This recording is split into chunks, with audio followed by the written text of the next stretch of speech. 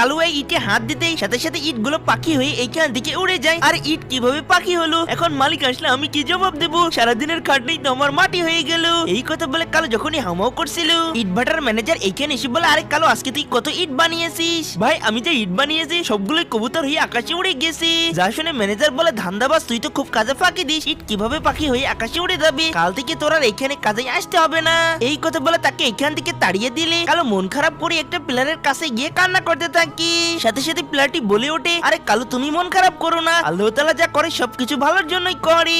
আরে আশেপাশে কেউ নেই, এই কথা আবার কে বলছে? আর আজকে আমার সাথে কি সব ঘটনা ঘটছে? এখন দেখি প্লেয়ারও মানুষের সাথে কথা বলতে পারে। ভাই এইসব ছাড়ো, তুমি তো খুব কষ্টে আছো, আমি তোমাকে একটা বার দিচ্ছি, তুমি যে কোনো জিনিস কি স্পর্শ করলে ওটা সোনা হয়ে যাবে, কিন্তু মনে রাখবে কখনো মানুষকে স্পর্শ করবে না।